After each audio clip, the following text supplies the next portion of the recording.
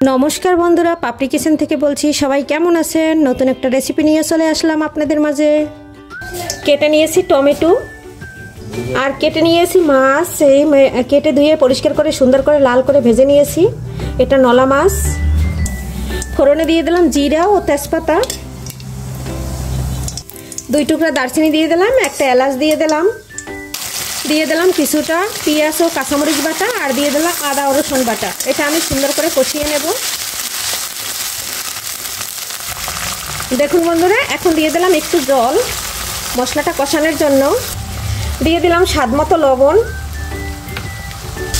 দিয়ে দিলাম পরিমাণ মতন হলুদ, হালকা একটু শুকনো মরিচ দিয়ে দিলাম, যেহেতু আমি অনেকটা বাটা মরিচ দিয়েছি। এটা দিয়ে আমি ভালো করে নেড়েচেড়ে কষিয়ে নেব। তেলটা ভেসে ওঠা পর্যন্ত আমি কষিয়ে নেব মশলাটা। দেখুন বন্ধুরা, মশলাটা সুন্দর করে কষানো হয়ে গেছে আর তেলটাও ভেসে উঠেছে। এখন আমি দিয়ে দেবো কেটে রাখা টমেটোগুলো। এটা দিয়ে আমি নেড়েচেড়ে সুন্দর করে কষিয়ে নেব।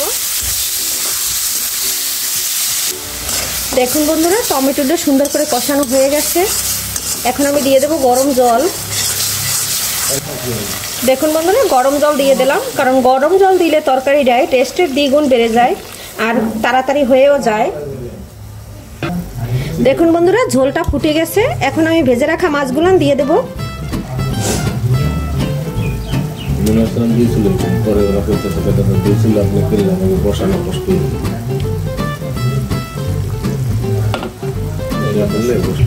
সব মাছগুলো দিয়ে দিয়েছি।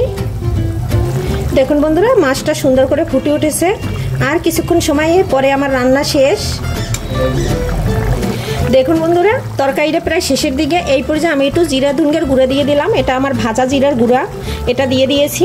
আর এই তরকারিটা যে খেতে এত মজা হয়েছে তা বলার মতো না। বন্ধুরা, একবার হইলেও বাসায় এরকম ছোট মাছ এনে টমেটো দিয়ে রান্না করে খাবে, আর কতটা মজা সেটা একবার দেখবে। দেখো বন্ধুরা, সম্পূর্ণ মাছটা আমার আস্তে আস্তে রয়েছে, একটু ভেঙে যায় নাই, কারণ আমি অনেকটাই নাড়াচাড়া করেছি, কিন্তু তারপরে সম্পূর্ণ মাছগুলো নাস্তা রয়েছে।